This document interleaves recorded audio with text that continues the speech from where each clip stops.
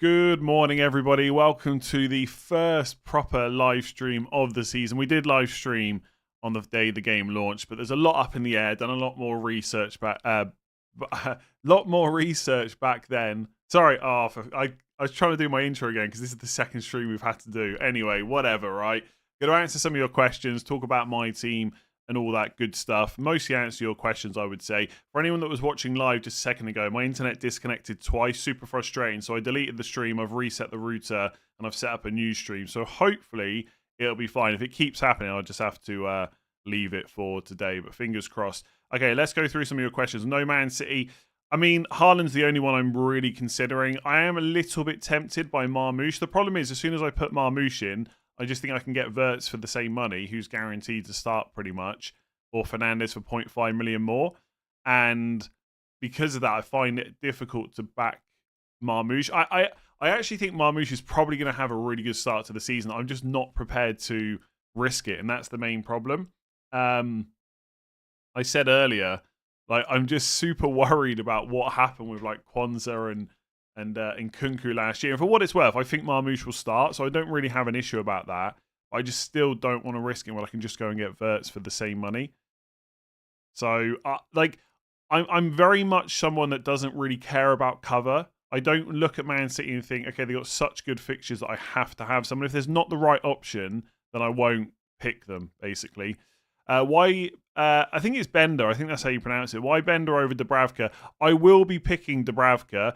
The only reason I got Bender in is basically because he's moved out of the Premier League. He's red flagged, so he can't drop in price. So if we didn't have a £4 million playing goalkeeper, I would have just kept him because I couldn't lose team value. But yes, I will move to Dubravka. Basically, I just haven't done it yet, so don't worry too much about that. Vardiol's not fully fit. Yeah, I saw that, but the report that went round said that he will probably be back in the squad for the Wolves game in game week 1. So it doesn't look like Vardiol's going to be out long term or anything like that. If he was, then I would give serious consideration to Aït-Nouri. João Pedro scored again yesterday. Did his value go up? He's becoming hard to ignore. He's becoming really hard to ignore, I'll be honest. Because I think his minutes are probably going to be quite good. The links for Nicholas Jackson moving out of Chelsea will not go away either. Bench Boost 1 overall looks better than Bench Boost 2, but the goalkeepers are a slight issue. Which do you prefer? If you want to Bench Boost 1, I would just Bench Boost with Dubravka. I just don't see... And look, you could go 2 4.5s, but there's no harm in Bench Boost in Game Week 1 with Dubravka, as long as he's fit. He was apparently carrying an injury, is what Eddie Howe said, but we'll have to wait and see for that. My approach with the chips is kind of wing it a little bit.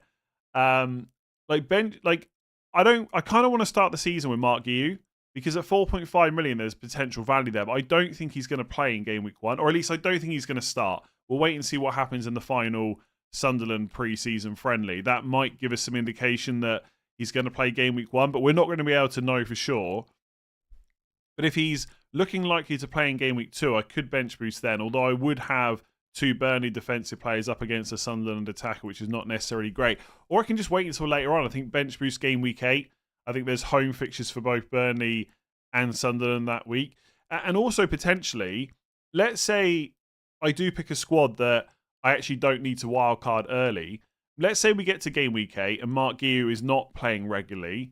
Then I can just downgrade someone like Bruno after the Sunderland game in Game Week 7, put some more money in my bench boost, and then wildcard out of it like a week or 2 later. So I'm leaving the bench boost kind of open. I think if you look at Burnley's fixtures, let's say I start with Dubravka. I think it's Esteve, by the way, not Esteve. Let's say I start with these 2 players, like Forest at home in 5 and Leeds at home in 8. There are options to bench boost, and it means I can start with a more traditional squad where I've got a cheap bench and most of my money in the 11. So I'm kind of winging the... I hate it because I feel like, especially when you create content, you've got to have this like super in-depth plan. But I don't really want a wild card early. I don't see any fixture swings apart from Arsenal. And bench boost is a bit rubbish anyway, so who really cares when I use it? Like, in the first 19 game weeks, is there going to be a point where I just don't have a bench I can use? It seems unlikely. FPL Raptor, how's it going, Ross? Bruno Fernandes, 250 plus points. No chance, I think. Absolutely no chance. Do you know what? Man United is very strange. Like, I don't want to be negative about the transfer window because getting in Mbeumo, Cunha and hopefully Shesko soon is good. But essentially, if Mbeumo and Cunha are playing 10, you've signed 2 10s to move your best number 10 into a worse position. That doesn't make much sense to me. And I understand that Cunha and Mbeumo, we needed goals, etc. But it's weird. Like, if they've signed those two to move Bruno into a central midfield role, I just don't understand it. And that's what worries me about picking him from the start. Because if he plays that position, I really just don't see massive points for him. And like we can talk about defensive contributions, but I ain't paying 9 million where the primary like points are from defensive contributions. That's just a bonus he could get as well. So I'm a little bit worried about Bruno. I'm also part of the fact that everyone else is not everyone's picking him, but it seems like more people are open to picking him this season from game week 1. I don't know if that makes me feel better or makes me feel worse about it, to be honest. But yeah, if he can get 250 plus points, that would be very nice. We need Man United to get some more penalties this season. I've got Rodgers, Gakpo, and Njai instead of Tielemans, Bruno, and Anderson. I mean, Rodgers might have a slight knock. Keep an eye on that. Gakpo, I think, is probably quite underrated for what he could do. My worry is that Liverpool will sign a new winger, potentially, before the transfer window shuts. If they don't, then Gakpo will be a really good option, honestly. Njai, I've gone back and forward. He was in the first draft I made the day the game came out, and then I took him out and then I put him back in. I'm not so sure about him. I really want to see how Everton line up in their final pre-season friendly because on the Planet FPL Everton correspondent podcast, he spoke about how it could be Garner as like a 6 and then 2 players like Idrissa Gana Gay and Dewsbury Hall ahead of him. So more like a 4-3-3 rather than a 4-2-3-1. And if that happens and Grealish comes in, then Njai might move to the right. He might just play ahead of Grealish, but his minutes will come down. And also, he's just super underwhelming from open play. So I'm not super locked on Njai. He's not even in my team right now. Easy to start with Bruno and move to Wirtz, Cunha, and Mbeumo, Marmoush if he isn't getting the attacking returns. Yeah, it's a fair point. Yeah, but I think I will start with him. One of the problems I've got, and Ross will be able to give me some kind of bias or psychological thinking around this, is I've spent so long with Bruno in my team now, I find it hard to like get excited about any other cheaper midfielders. Like I feel like I just find a problem with all of them. Like Gibbs White is fine. I think he's a bit underwhelming. The fixtures are good though. Eze might move to Arsenal. Kudus I'm not completely sold on. Sarr is good, but it's Chelsea away. Njai I've just spoken about. All of a sudden the cheap midfielders don't feel quite so good. If I drop Fernandes down, I'm not quite sure where I'm spending the money. I'm not as sold as other people on like Chris Wood, Mateta, and João Pedro. Like João Pedro is playing on my mind quite a lot though. Like partly it's the ownership, I'll be honest, but partly he keeps scoring goals, and that's a bit annoying, especially when so many people own him. So I'm a little bit worried about that. I'm worried that Saka will outscore Palmer in the first 6. I'm not really that worried about Saka. Like ultimately, you pick a team, it might be rubbish. Like that's the risk you run in FPL. It might be that Saka outscores Palmer, but without hindsight, I think Palmer is the better pick. It's hard to know exactly how Chelsea will play in the opening few weeks because obviously they went all the way to the final in the Club World Cup, but maybe that gives them added fitness because they've played more competitive matches recently. You just don't know, right? Is Rodgers not better than Bruno? I don't think so, but obviously Rodgers is 2 million cheaper, so that money might be useful elsewhere. Which 2 4.5 defenders had the best fixture rotation? I can't remember off the top of my head, but if you go and look at my best FPL defenders video, I put a rotation section in there. Like I think Spurs and Fulham, Man United and West Ham, if you want to go like Juve and Dorgu.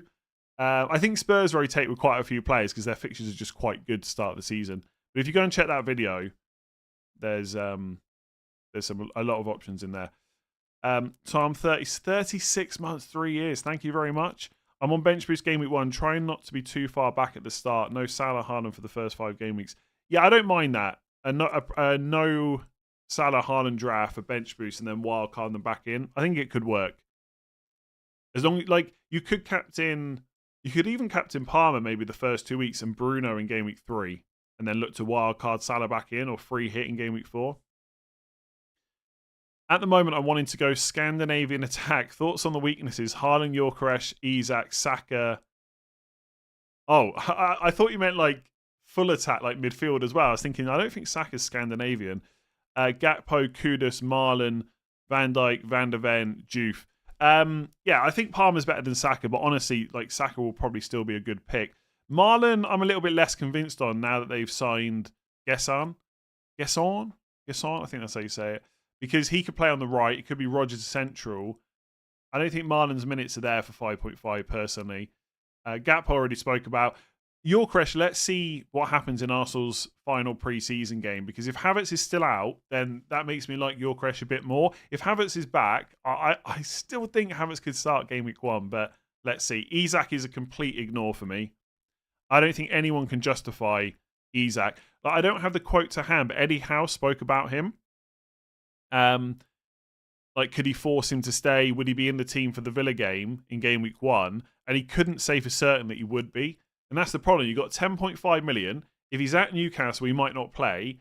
And if he moves to Liverpool now in the next few days, which seems very unlikely, right? It's such a big deal. I know these things can move fast sometimes, but it doesn't feel like a deal that's necessarily going to get done before game week 1. And Newcastle have to get some strikers in the door before they let Isak go. So the problem is now, let's say Isak signs on Tuesday or Wednesday. I don't think he plays. I don't think he starts in game week 1. I think they could just play Ekitike and then just bed Isak in a bit slower and just have him for game week 2 potentially. So I think for 10.5 million, Isak is a massive avoid. I don't think there's any good justification for going for him. If he's at Newcastle, he might not start. If he moves to Liverpool, he might not start either. 10.5 million, I want much more certainty than that, personally. Griffith, how's it going? 23 months. Struggle between template and my own bias. Any major downsides to just using the hub pick to pick a 99 to 100% team for me? I mean, it depends how you want to play, right? Do you want to use models that much? Like, you know, people look to like Solio, Review, like, I don't know. That's up to you, right? I would use models to help. I wouldn't. Whether you want to just pick one based off that, you can do, but that's not necessarily how I would want to personally play. I mean, I do use them a lot, but I wouldn't say that I would just.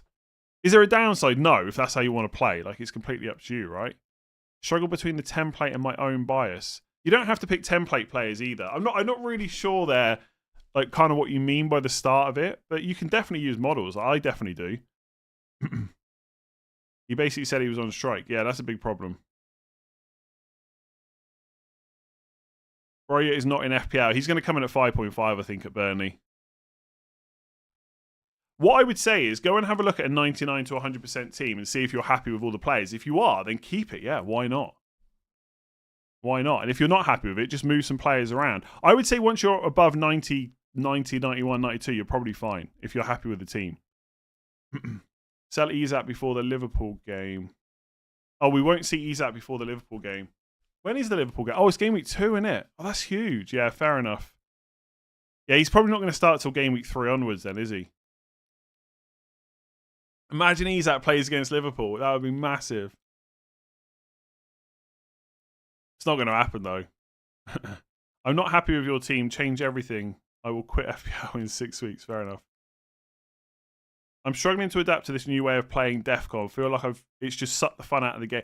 Yeah, look, I've said this plenty of times before, right? I have my opinion on changes FPL make, but I'm never going to have this hard stance that it's like terrible for the game. I'll just adapt and get on with it. But I said this a long time ago when people kept pushing defensive contributions, essentially. It's not that exciting. It really isn't. Like, can you imagine on the weekend, oh, I've got this player that's going to score a goal. Oh, yeah, but I'm just waiting for my 10th tackle. Like, I really don't think it's that great. I do think it's potentially opened up a few more options, though. I think I was maybe slightly wrong about that, which is cool.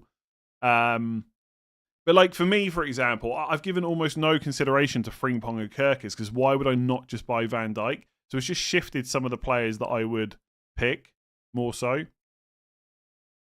And it's just another thing to think about. I don't know. I don't think it's that exciting for FPL personally, but I'm willing to wait and see how it plays out for sure. Bench booster, Bravka, Anderson, Konza, and Gay. Yes, you could do, but Gay might... Giyu, I think is how you say it. Giyu might not start game week 1. And Dubravka's obviously against Spurs, which is not ideal. don't you think Defcon's a bit overrated? You won't ideally play Anderson Williams versus top 8 sides, and maybe this is where they earn the highest Defcon. There's been loads of research on this. I think FPL it used to be FPL Sui. Now he's got his name, Cally. I don't know if it's Cal or Cali. He did some research into this. You don't get defensive contributions only in bad games, essentially. So yes, I think it's important. Is Tielemans the best £6 million midfielder, or is there anyone else? I really like Anderson at 5.5. I think he could be excellent value. I also like Paquetá at 6. I guess there's slight risk with Paquetá that he could leave, but it's looking quite likely he's going to stay now. But there is still 3 weeks to go until the transfer window shuts. That's the problem. Arias, if you want to go for a Wolves 5.5, you want to take a punt on a Dingra. But Tielemans is good for 6, for sure. Munoz Van der Ven versus Porro Lacroix. You have the latter. I have I prefer Porro Lacroix. I think Porro is better than Van der Ven, and Lacroix is quite good for defensive contributions. Like, Munoz is the better pick, of course, but what will sway you towards Haaland? Salah injury. Hato to replace Carwell as centre-back. I think they'll probably sign someone. I don't think Hato's been brought... Like, obviously, they brought him in before Carwell get injured. I don't think he's just going to go in as first-choice left centre-back. I think the only Chelsea defender I would buy right now is Cucurella.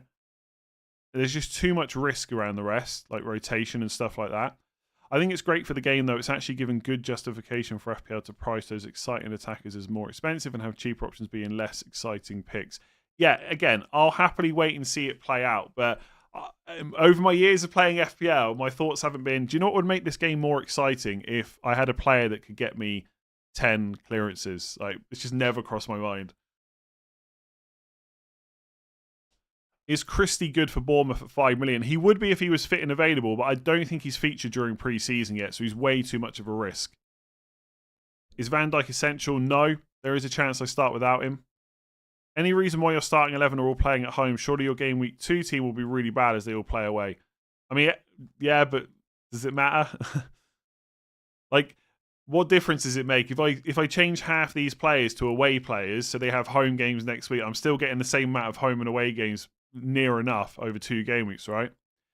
If you were doing a draft and had 5th pick, who would you choose if Salah, Haaland, Palmer, and Saka? Sorry, Salah, Haaland, Palmer, and Saka are all picked.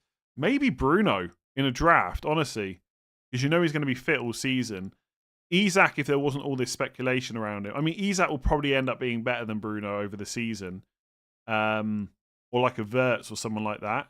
I think there's probably someone I'm missing. Watkins would probably be quite a good early pick as well.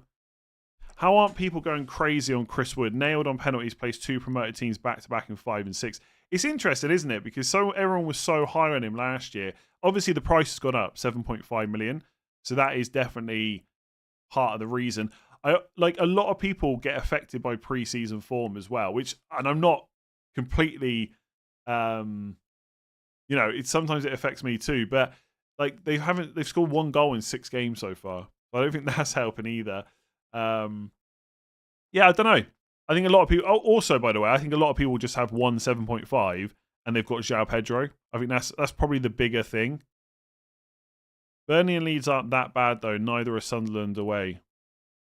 I'm not sure what that's referring to. Look, honestly, every single year without fail, the newly promoted sides come up and a few people are in the chat saying they're not as bad as you think. You shouldn't necessarily be targeting them. They will be 3 of the worst teams this season. Now, Leeds, maybe, strongest of the 3. Maybe they can stay up. But we're talking probably them finishing like 17th, 16th, right? Not 10th, 9th, 8th. So I don't know what that's referring to, but I promise you, every year someone tries to make the case that the newly promoted sides are better than you think, and they are always worth targeting. It very rarely changes. Areola, Van der Ven, Van Dijk, Tarkowski, Palmer, Saka, Anderson, Njai, Rodgers, Haaland, Watkins, Subs, Dubravka, Mark Guiu, Hoover from Wolves, the Kuiper, rate my team. The 4 million wingback from Wolves, Hoover, I think you pronounce it like that. I think they might sign someone, so I don't know if he's completely nailed. The Kuiper at Brighton probably is going to get good minutes. I don't know if he's going to be as attacking as we hope he will be. Everything else looks pretty good. I'm going Haaland over Salah. In Game Week 5, Haaland has Arsenal away. Salah has Everton at home. Worth free hits captain Salah to avoid 4 transfers. I'd rather free hit Salah in Game Week 4, probably, for Burnley away, than free hit him for Everton at home.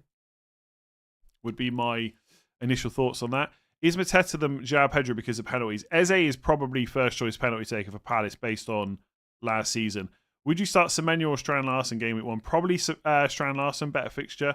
If Salah blanks game week 1, would you be tempted to... No. I'm not going to sell Salah after 1 week.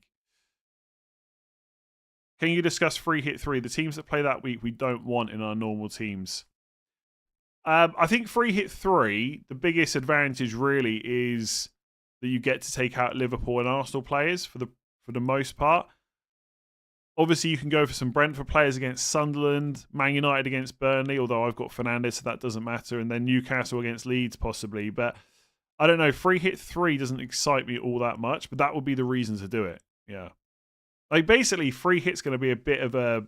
I think free hit's going to be a bit rubbish in a single game week when you're just moving single game week players to other single game week players. I'd probably rather go for a week where there's like good fixtures and like a great captaincy switch. Like, that's the thing with game week 3. Okay, you could go for Haaland, for example, and not have Salah against Arsenal. Haaland's got Brighton away. Like, I don't know. Getting to captain Haaland against Brighton away instead of Salah at home to Arsenal doesn't scream free hit to me. I don't know. It's fine. I'm pretty sure I won't be free hitting in 3, though. Oh, Shesko been announced? Is that official? I mean, but has he been like officially announced by the club, or has he been announced by like Ornstein or? Oh yeah, boom, he's in. Let's see what he gets priced at. Wow, Man United, Shesko made some good signings. Free hit 2, yeah, quite like that for Arsenal. I prefer 6, I think, to get Haaland if you're not going Haaland. Yeah, Man United have announced it, but I love the way everyone's saying it's Fabrizio Romano. I mean, Man United have literally announced it just like 1 minute ago. Shesko, I don't know when he'll get priced. I think he'll be 8, although I think 7.5 could be justified, honestly, for a Man United attacker that's not played in the Premier League. Wouldn't be surprised if he's 7.5, but I guess they'll just price him 8, the same as in Burma and Cunha. Not going Bowen versus Sunderland is criminal. I mean, it's not, but yes, he's a good pick. Harry Wilson at 5.5. My worry there is Fulham keep getting linked to right wingers during pre-season. They're trying to buy someone, so it might not happen, but it's enough to put me off. The problem is as well, I think you really want Fulham players for their fixtures in 4 and 5, and that's after the window's shut. And so if they sign someone, that's annoying. I'm going Fulkrug over Bowen in my map. Well, Bowen is definitely the better pick, but it's also 2 million difference, right? If it's 7.5 for Shesko, would be wild. Would it though? Like, I don't think he would be like Shesko for. Is it Shesko or Sesko? By the way, do you pronounce it as if there's a H in it? Shesko. That's how I thought you pronounced it. I don't know if it's just Sesko. Like if he was priced at 7.5, I wouldn't think, well, he's got to be in my team. So that tells me that it's not actually a bad price. Like if it was 6.5, okay, now I'm thinking about it. Okay, so it is like the H, Shesko. Okay. That's what I thought it was. Any consideration to Cody Gakpo? Gakpo, some consideration, but I ultimately won't go there because I'll be too worried they'll buy another left winger and his minutes won't be great. But if they don't, he could be seriously undervalued right now. We'll pick Shesko in my team if his price is 7.5. I don't think he's essential at 7.5, personally. Did you know Rodri is injured till mid-September? Is it mid-September? Yeah, sorry, it's after the first international break. So yeah, Rodri's definitely not an option. It might make Reinders better. You're pretty invested in defence with 25.5 million. Anderson and Guiu seem like enablers to spend on more premium midfielders. I mean, I've got Salah, Palmer, Fernandes and Watkins. How much more do you think I should be spending? Like, the only premium players above them are Isak, Haaland, and Haaland's miles more, and Saka. I've got most of the premium attackers. Now, I get that from a balance perspective, if people want to talk about it like that, okay, I've got Strand, Larsen, Tielemans, and Anderson, but all I've got to do is find 0.5, like Van Dijk to Murillo, Van Dijk to Tarkowski, and Tielemans is to a 6.5, and I don't think people would have so much of an issue. I really need Villa to get a penalty with Watkins and Tielemans on the pitch. That would be nice. I think Watkins is going to be on them, but in Burmo is not spoken about too much. Or are his numbers XG can comparable to Bruno? His open play goal threat is similar to Bruno, yes, but he doesn't have penalties now. I actually think if you're going to go for a Man United attack and not name Bruno, I'd probably go for Cunha. I'm not completely certain in Burma. I just wonder if he might get pushed to right wing back at times. It's been playing on my mind. I just keep thinking, surely you have not signed all these players to push Bruno Fernandes full-time central midfield. It just doesn't make any sense. So I don't know. But on the surface of it, you'd think in Burma will just be nailed in that right 10, but I just don't know. I'd go for Cunha, I think, if I was going to go between the two. It's also Benjamin, if we want to be super... Oh, for his first name. I'm not going to say his first name very much. Benjamin. Yeah, come on. Shesko, I'll do that.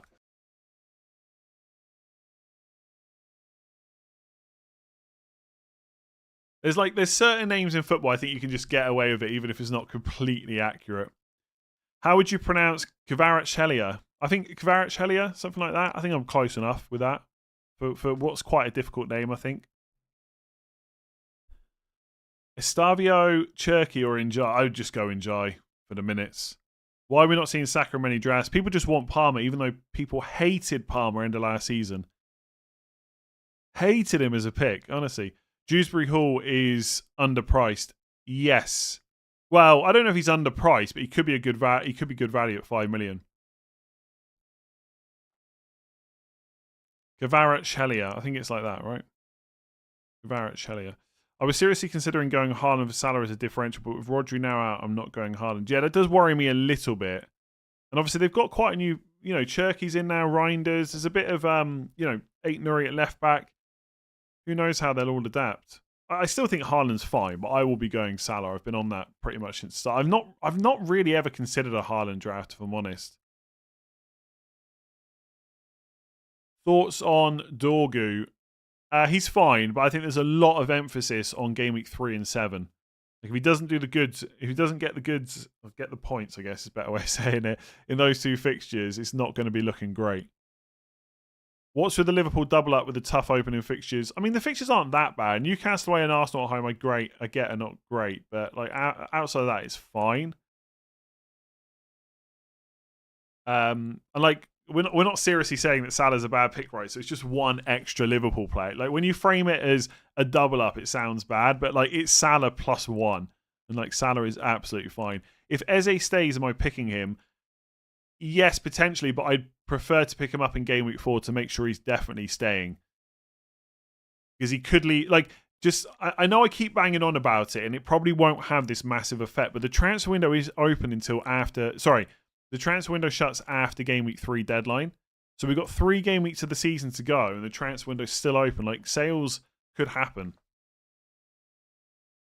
Like, is it beyond possibility that Arsenal go into the season, then they think, well, we really need Eze. I'm going to just stump up the cash that Palace want. Like, it could happen.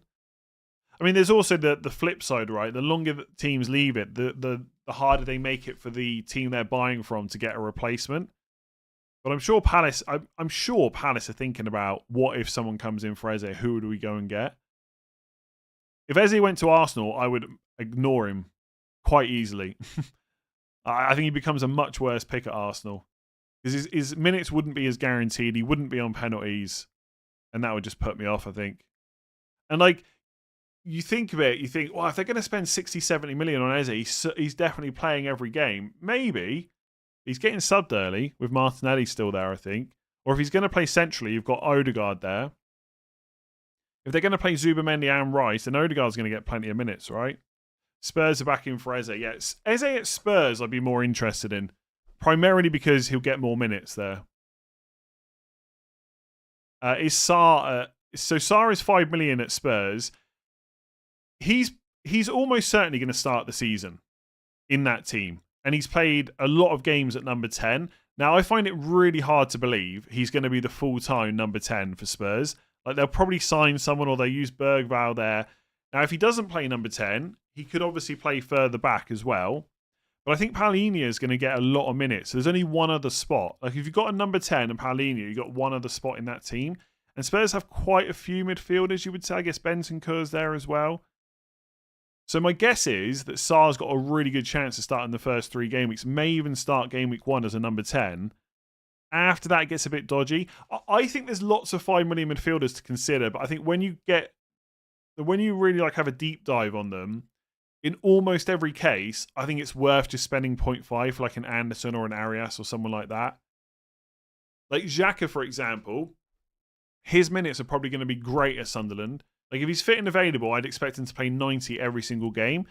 He could be good for defensive contributions. He might take some set pieces, but there's just too many not quite sure about him where I just think I'll just spend 0.5. Dewsbury Hall I'm really interested in, but again, will he start game week 1? Because if he doesn't, you miss the Leeds game. It's a bit annoying. My favourite 5s for minutes are probably Xhaka and Dewsbury Hall. There's probably someone I'm missing, but they're probably the 2 that I would look at. Yeah, Christie's just not fit. I don't think he's featured for Bournemouth at all, so you can't go there. Belabor is nailed, yes, but that is really just a player for defensive contributions only. So I wouldn't be super excited about him. I just saw something I wanted to mention. Munoz could be in for me, such a cheat code. Yeah, I'm super tempted by him. I think if I don't start with Munoz, he'll be in my team quite quickly. Like, I have eyed up doing Porro to Munoz in game week 2 or game week 4. If I'm going to do it in game week 2, I'd probably just start with Munoz. But Porro to Munoz is something I've considered. AZ, how's it going? Brighton spent 25 million for Simas plus 40 million for Kostulas. I'm Greek, but I'm not biased. I understand the difference in football level between the leagues. It's a lot of money. Don't you see them at all? Welcome back. I missed you. They're not starting. Welbeck's going to start. Like, the thing with Brighton is they're a very clever club in terms of if they think a player is going to be great, they'll pay the money knowing that they're unlikely to lose much money on them, or they can go and sell them to Chelsea for like 100 million. So I know they've spent a good bit of money, but honestly, these days in the Premier League, if you spend 25 to 30 million, there is no guarantee that player is good. And like, I don't want to say it's nothing money, but honestly, I think these days, if you're going to use surely they're going to play minutes because of the price, it's almost got to be 50 million plus now. Like, that's how stupid the money is in the Premier League. 25 million, meh, they might not get any minutes. You never know. So, I think ultimately Welbeck's first choice to start the season, but he is a bit injury prone, so they might get minutes, but he might even just go and play someone else, number 9.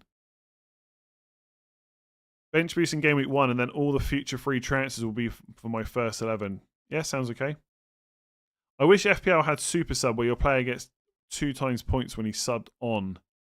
Yeah, interesting. Haven't really thought about that too much. Just spoke about Sarr quite a bit just there, so I'm not going to go through it again. Have I considered Evan Nielsen at 7 million? Yes, he was in my first draft. We haven't had any info about where Kluivert is. I had a look on Google. I didn't ask ChatGPT, but I had a look on Google. I had a look on Twitter.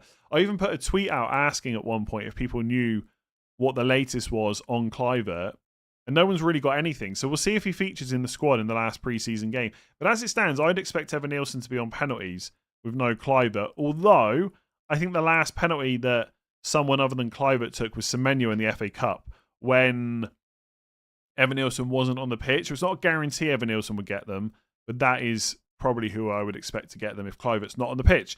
Even if Kluivert's back, I think Evan Nielsen's a pretty good pick. Everyone worrying about game week 1 fixture for Wolves. I think Strand Larsen scores against City. I mean, he could do. I wouldn't put too much money on it, I don't think.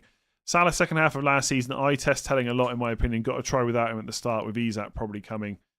Yeah, I'd be careful about people's eye test around Salah. Like, I mean, yeah, Salah's amazing. Am I reviewing people's teams sometimes? I'm not going to put people's teams on this stream, no. But sometimes I do the rating teams video. I've only done 1 in pre-season so far. Has been a slightly shorter pre-season than normal. Semenyo like you would get them. Evan Nielsen misses only 1 against Chelsea. Interesting. Aren't Wolves linked with another striker? Not that I've seen, but I'm pretty confident Strand Larsen is going to be first choice number 9. I don't see Wolves signing a player to come in and take over from Strand Larsen, more like a backup. But I could be wrong. Is Darla going to play game week 1? Probably not. I think Perry's in the squad for Leeds' final pre-season game. So he's almost certainly going to start instead. I wouldn't go anywhere near... Like, Dubravka's just too good an option to just not pick. So you might as well just go for Dubravka. If you're going for a 4. What do you think of Munoz versus Porro? The Burnley fixture's doing a lot of lifting for me on Porro. Longer term, I prefer Munoz. I think Palace probably going to be a better defence than Spurs, and he's so attacking. Porro's a little bit of a leap of faith because I don't know how attacking he's going to be under Thomas Frank. On how many points did I finish last year? And what I don't know about points. My rank was 77007. Points, no idea. What's your opinion on Gyökeres? I want to give my opinion after the final Arsenal pre-season game. My general opinion is I think Watkins is better to start the season. Would you ever stream on Twitch? Not instead of YouTube, maybe as well as.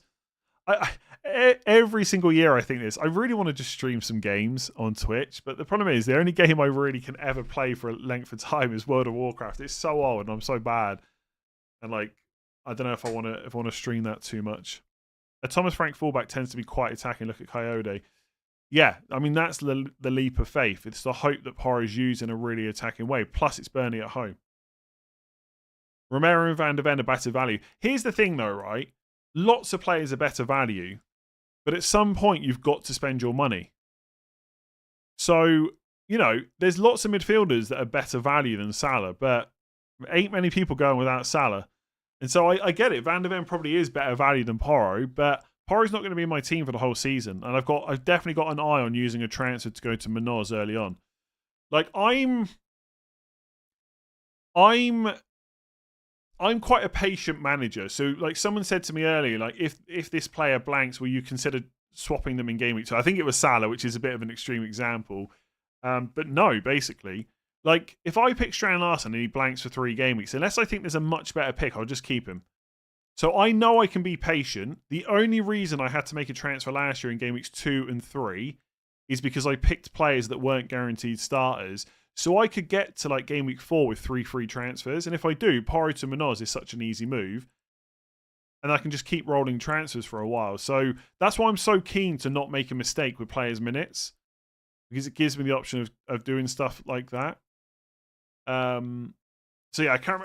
Van de Ven might be better value. That's how I got onto this conversation. But Porro is better, I think, right? Like if I said to you, you got unlimited budget, who are you picking, Van de Ven or Porro? You'd pick Porro. So if I feel like I don't need more value players, then I go for Porro. Does that make sense?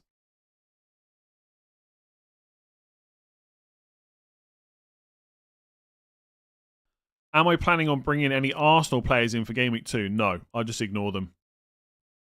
Because outside of that fixture, I don't think the fixtures are that amazing to start the season for Arsenal. Is that the greatest England shirt ever? I'm not sure about the greatest England shirt ever. I quite like some of the boring white ones, to be honest. After free hit, you go back to 1 free transfer. No, last year they implemented a new rule where you basically hold your transfers through. You don't gain one. So let's say you go into game week 2, you got 2 free transfers, you don't use one. In game week 3, you activate your free hit. In game week 4, you'd have 2 free transfers, basically.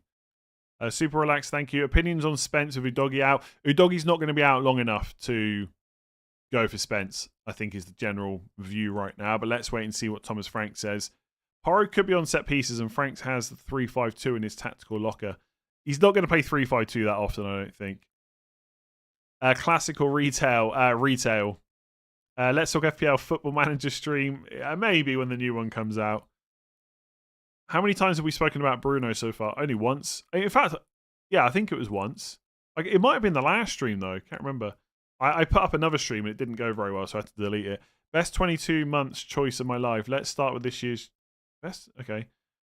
Oh, sorry. I thought that was a super chat. 22 months member. Thank you very much. Let's start with this year's challenge and see how Irish you are after so many years. Shay Given or Pat Jennings?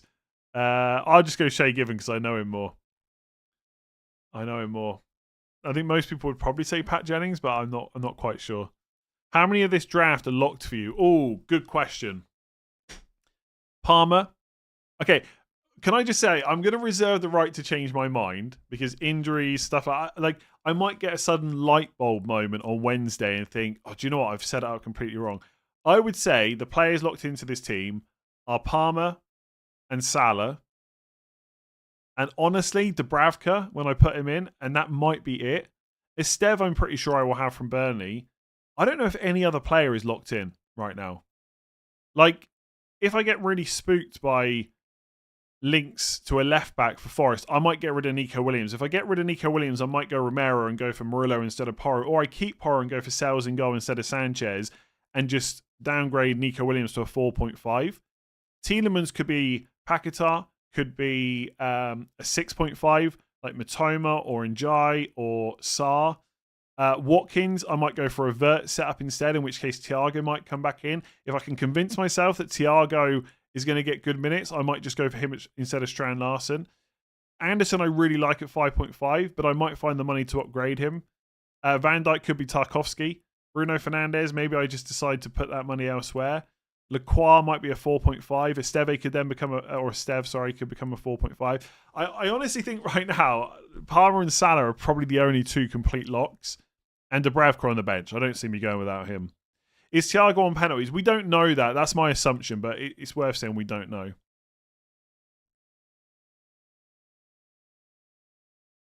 What's your take on going big at the back with 4 starting defenders? I think it could work. I'm probably not going to do it myself, but it could work. Press conferences, there's usually one before the pre-season games, but most of them will be on Thursday and Friday next week before the weekend's games. He will get minutes, most expensive signing ever for us. I'm not sure who that's referring to. I've obviously just talked about someone, but I'm not sure who. Forest are trying to sign Leif Davis. Yeah, I've seen that. That's what might put me off Nico Williams. I think Nico Williams just starts, to be honest, but it might be enough to put me off. Sharda is on penalties. You don't know that, though, do you? But yes, it might not be Thiago. Shesko confirmed, would you drop Bruno down and upgrade Strand Larsen if he comes in around 8 million? I don't think so. The thing for me is, I'm always a little bit wary about whether I'm being biased towards Man United. To be fair, I know people think I'm super biased, but actually, outside of Bruno, the last couple of seasons, I've barely owned any Man United players. So I think we can stop with the I always pick Man United players. But it does cross my mind. Like, so if I'm thinking about Shesko, do I want to do it for the right reasons? And ultimately, I think I'm in a good position for Game Week 1. That Man United's opening fixtures are not that amazing. And so I can just ignore them and just worry about them later. So I don't see me buying Shesko unless he's less than 7.5. And there is no chance he comes in less than 7.5. Not a lot of Forest players are nailed now. They've got squad depth. I mean, the centre-backs probably are. But yes, there could be some rotation, especially with Europe. What's your favourite 4.5 million defenders such as Juve, etc.? I mean, Anderson is good at Fulham. I like Gay at Crystal Palace, Van der Ven possibly. Juve and Wan-Bissaka at West Ham, not bad. I think if it's for like defensive contributions, I'd probably go for Anderson or Gay's not quite as good, but he's an option because they've got some good home games. I don't mind Konza either. Why are you live? I've got things to do. You can always watch later. It'll be available later on. If you have 5 million and a 5.5 defender, should you go with both Murillo and Nico Williams? It's not bad, but obviously in Game Week 4, they'll both play Arsenal away. And after Game Week 6, the fixtures are not quite so good. What about the Discord chat? Will it be up before the start of the season? Discord's already... Yeah, Discord never gets shut down. So if you're a member, you just have to link your YouTube account to your Discord account, and then it should show up, basically. Like, the channel should show up. Don't think Spurs will keep clean sheets at all. Do you know what? I think that's a perfectly reasonable assumption to make. And I don't think Palace defenders are essential whatsoever. I mean, I looked at Praz's team last night, and that made for some interesting thought process because he's got no Spurs defender. He's got double Palace. And I do quite like that for Game Weeks 2 and 4 in particular. I was speaking to a Forest fan. He said Anderson might not be fully nailed when Europe starts. Don't say that. Don't put these kind of doubts in my head. Which 5 million defender, if not Nico Williams? Lacroix, Romero, drop down to a 4.5 potentially. Konza gets no defensive contributions. That is true, but the fixtures are good. Like, clean sheets are still important. I have, but it hasn't shown up. I'll try and take a look later. Maybe I've locked it down, but I don't think I did. I had that issue before where people couldn't get in. I'll have to try and have a look later on, but it should show up. Someone new has joined during pre-season, so shouldn't be any issues. Cunha, Shesko, and Burmo, something to get excited for. Yeah, but you almost feel like you've got to temper that excitement because how many times have we been here before? I will say, Cunha and Mbeumo are Premier League proven. And obviously, as soon as you think about Shesko, you think lots of money for a young player. Look what happened with Højlund. But Shesko's at least done it for a few years, scoring goals. I personally, when I was looking at, and as always, I'm not going to pretend I've watched them loads because I absolutely haven't. But simply looking at the underlying numbers, before anyone had signed a forward this summer, I was thinking Ekitike is probably the one over Shesko. I think there was a point where Chelsea were getting linked to forwards, and I thought they should probably buy Ekitike over Shesko. And obviously Liverpool went and got Ekitike, and Man United got Shesko. So it'll be interesting to see how that works out. I feel like Liverpool, for similar money, have got the better player. But that's just all based off stats. You know, I haven't seen them very much, and Ekitike has only got like one season doing really well. He underperformed his XG a lot. So we'll see.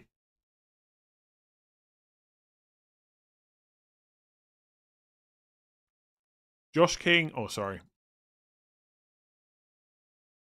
I was sucking on an ice cube then. It's hard to do that and talk at the same time. Josh King at Fulham going to be the bargain this season. Could be 4.5 million. Are people sleeping on Reinders? Did a lot of goals last year. I mean, with Rodri out, he's probably going to have to sit a bit deeper, I would say, at the start of the season. But I think Reinders is an interesting punt at 5.5. What do you think about Max Kilman? The best defender in West Ham for defensive contributions. But it is quite tempting just to pick one of their wing-backs, right? 3 weeks in, and I cannot believe there's been no chat of our good old friend Luca Dean. The problem is with Luca Dean, you got Maatsen there. He's been nailed for. I'm not going to look into the Discord issue right now, like I said, but I'll try and do it later on. Everyone is sleeping on Samu in the striker market. Yeah, again, I don't really know too much about him, but I guess someone will think about him at some point. Form forwards joining the Premier League is exciting. I agree. The thing is, if Isak joins Liverpool, Ekitike is not an option. Shesko's a Man United player, so that makes it a bit more difficult. Yorkresh could be great, honestly. I think, I will say this, forget about the new FPL rules around DEFCONs and stuff. I do think it's quite exciting in terms of the players we might get to pick this year. There's quite a few different options. Have you considered Bruno and Porro to Saka and Van de Ven? Yes, I have thought about the fact that Saka's only $1 million more. I think if Saka had better fixtures, I would definitely do it. Am I mad going with Marmoush? No, I think Marmoush, like, if we're talking about taking a risk on a player whose minutes aren't fully secure, I think Marmoush is right up there with one of the best options. Will Nicholas Jackson become an option when Arsenal break the transfer record signing? I'm not gonna take that. I don't want to rip into Arsenal fans right now, buying Chelsea players. But I'll say this: if Nicholas Jackson goes to another Premier League club and he's first choice, he will be in my team quite quickly at 6.5 million. I think, especially if he goes to like Newcastle. Now, I think Newcastle will sign 2 forwards, and I think it might, depending on who they sign, it might be difficult to know who's first choice if Isak goes. But Nicholas Jackson at 6.5 is almost bargain territory, I think.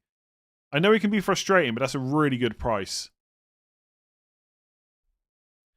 People sleeping on Cunha. He could take penalties. Cunha is not taking penalties off Bruno Fernandes. Seriously. Like, go and look up Bruno Fernandes' record.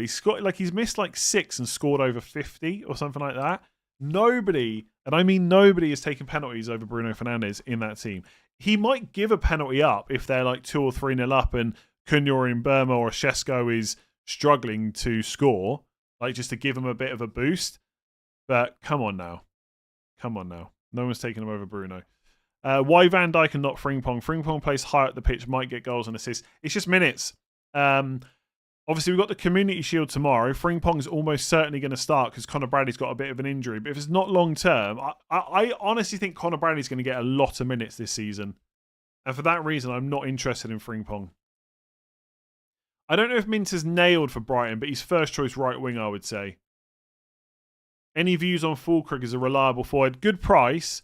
The only thing that puts me off a little bit is his ability to stay fit. I think that is a problem. Best enablers in each position. I mean, goalkeepers it's Dubravka. Defenders is probably Roydon or Estev. 4.5 like Anderson, Gay are good. Midfielders I'd probably go 5 like Xhaka or Dewsbury Hall, something like that. And then up front it's Mark Guiu for 4.5. Breaking news on Twitter. Isak's been told he's not being sold this summer. Move blocked by the club. Let's have a look. Who said that, though? I don't see anything about that.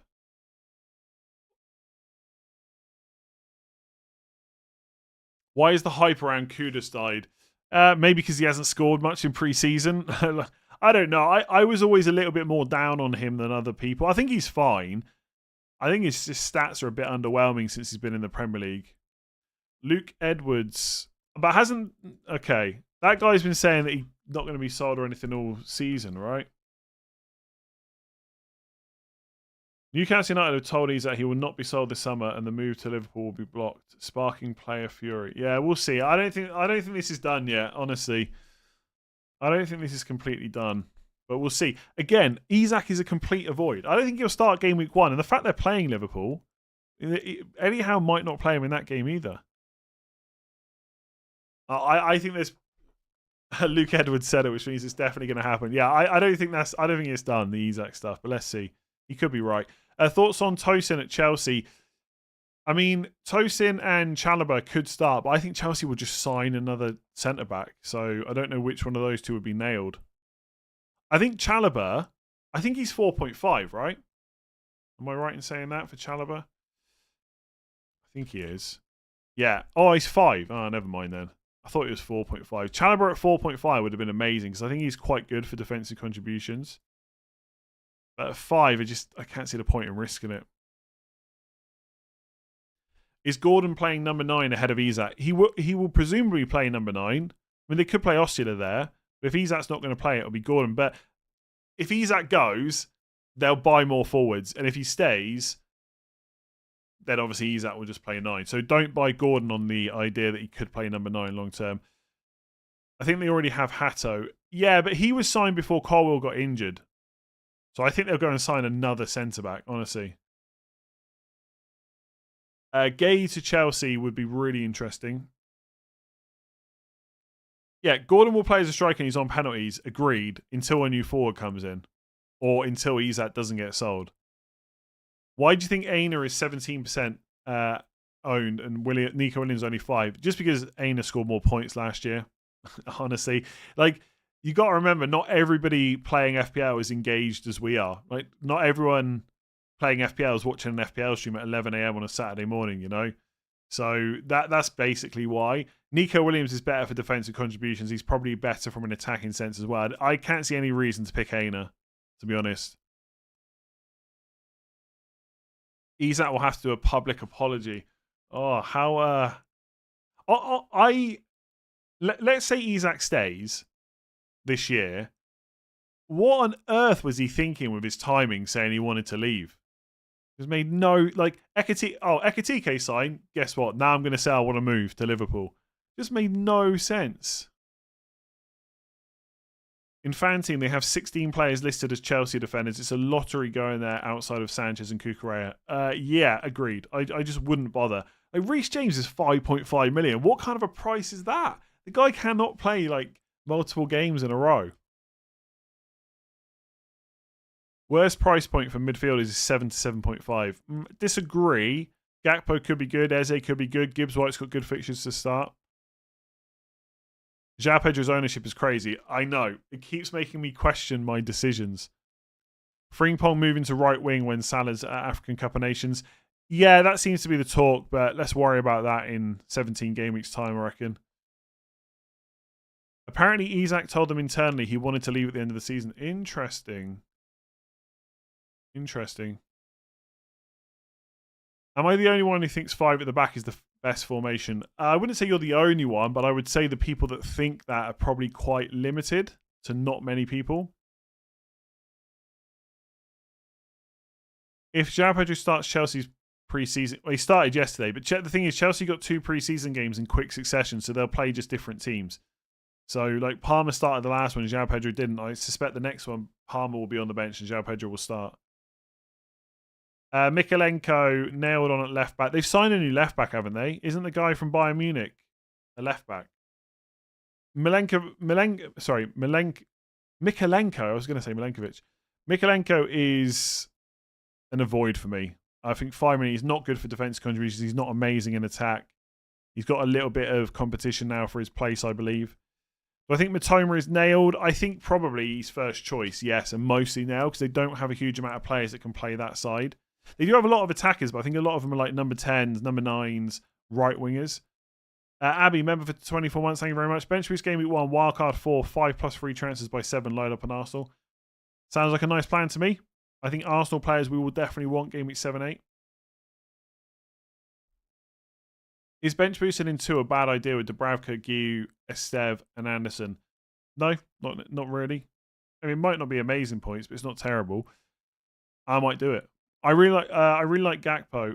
Yeah, he's good as long as they make no more signings in that position. But if they don't get Isak, they got money to spend elsewhere. They could go and buy a left winger. Thoughts on Ramsdale at Newcastle? He's in a void because Nick Pope's first choice, right? I mean, it's not completely out of the question that Ramsdale becomes first choice, but I wouldn't risk it at the start. Is that new striker that Villa bought going to take minutes off of Watkins? That thought did cross my mind yesterday. So Gesson, who Villa have bought, he's very versatile. He can play left, right, and central. And I think I saw, is it Jacob? Oh, hang on, let me remember. I can't remember what his first name is. Jacob Tanswell, who's an athletic reporter that covers Aston Villa. He was saying that like over 50% of Gesson's minutes were centre forward. Now, I think he's probably been brought in to primarily play left or right, probably on the right. But it is interesting with Watkins because if I remember correctly, at the start of last season, Duran was getting minutes. Then Rashford comes in. Rashford plays minutes ahead of Watkins as well. Like, I don't know. I'm pretty confident Watkins starts the season and gets good minutes. But maybe there is something in Unai Emery trying to get players to play in that position. I think he's cover for Watkins as well as being able to play other positions. Can I see a situation where Watkins isn't starting with the current squad Villa have got? Not really. Maybe his minutes won't be as good as we think. Palmer at number 10 doesn't interest me. Yeah, I've said a few times I would prefer if he moved back to the right, like he did in the Club World Cup. Every time I say that, someone tells me that he didn't play right wing. And I understand he's not like he's not staying, super wide.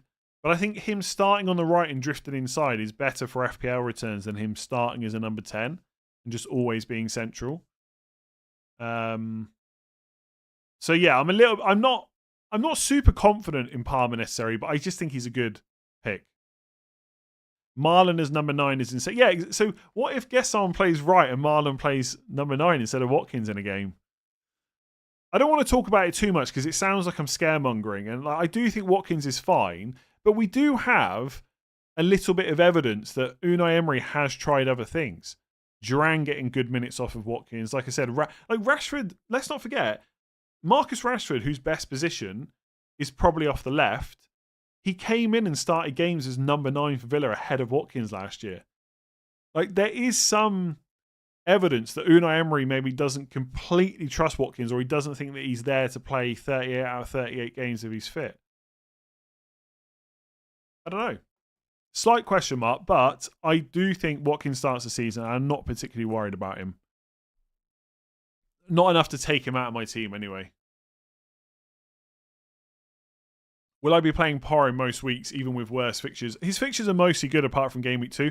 Honestly, I might play Estev over Porro in Game Week 2. Home to Sunderland. What's the worst that can go wrong? I'm doing a Game Week bench boost 1. Is Marlon for sure not going to start? I can't say he's for sure not going to start. I just don't know if he will start. That's the problem. He has played a good bit in pre-season. What I would say is, over this weekend mostly, like Spurs have the Super Cup next week, but most teams are going to play their final pre-season friendly either today or tomorrow. look at the final team and try and work out from that which players are likely to start. I will say it is not a guarantee that the 11 that plays the final preseason game definitely starts the season as first choice, but I think it's quite a good indicator in terms of what the manager is thinking. So if Gesson plays up front and Marlon plays on the right or vice versa and Watkins isn't in the team, then I might worry a little bit. But I don't think that's going to happen. What do I think about Jose Sarr instead of Kelleher? I don't mind it. Wolves have got some pretty nice fixtures in the first kind of 8-9 game weeks.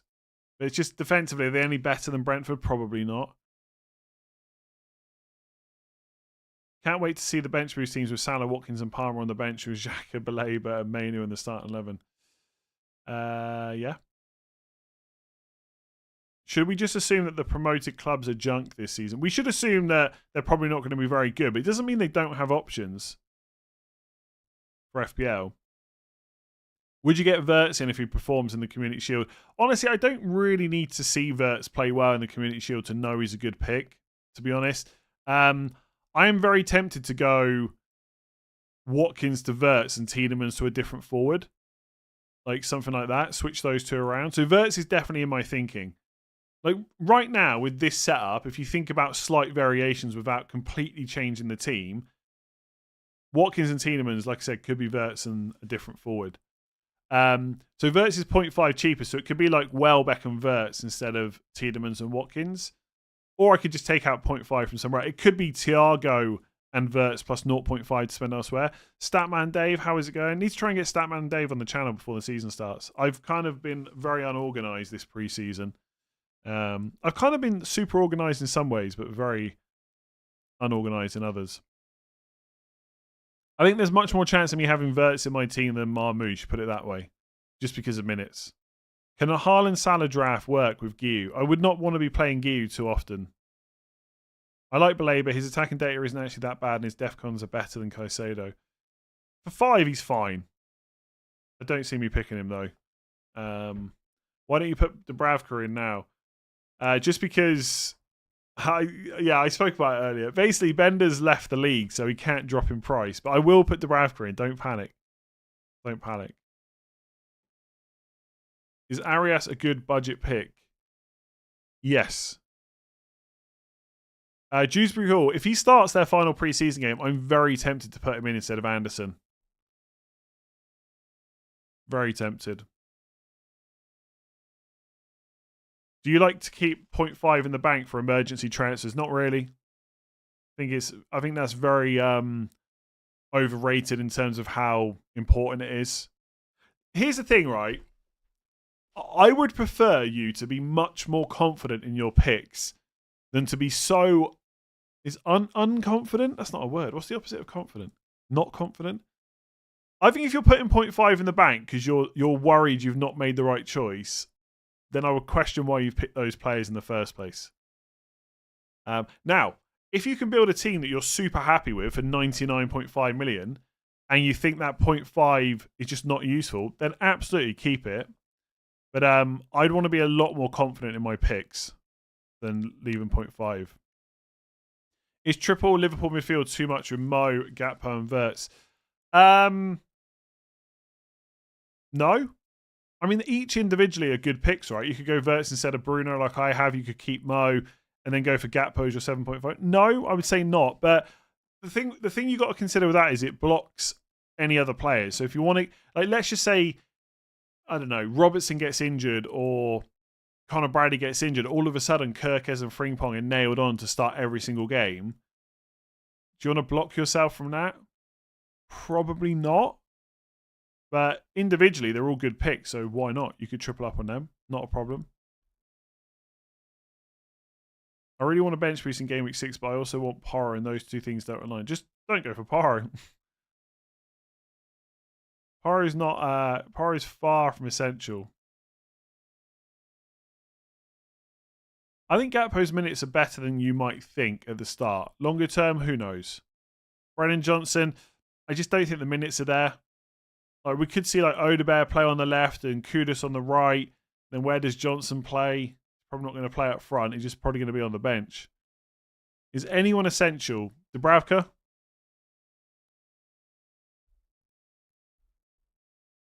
Phil, come on, man. Like that's pathetic. Do you really think I would put Bender in for that reason? He's in, as I've already mentioned, because he's left the league, so he cannot drop in price. And I had him in before Dubravka signed. So obviously I will go for Dubravka now. But if Dubravka hadn't signed and we had no 4 million goalkeepers, I'd just put a dud on the bench and one that can't drop in price. Kulisevsky being out, Madison out, and Son leaving, I put Kudus back in my draft. You could frame it the other way. They got no creativity now. It doesn't matter what Phil said. We're just hidden him from the channel now. What is a better pick, Strand Larsen or Evan Nielsen? Probably Evan Nielsen, but to be honest, I like the 0.5 you saved from Strand Larsen. Individually, I prefer Evan Nielsen, but the money depends. Swear last season you had the winner of FPL on. I did, yeah. Okay, I think I'm going to leave it there. If you have enjoyed that stream, please do subscribe. Help me hit 500k this season. Hit that like button as well. I've got a video locked in for tomorrow already. Content all throughout the week next week as well. And yeah, I'll leave it there. Thank you very much for watching. Enjoy the rest of your weekend. And I will see you again very soon.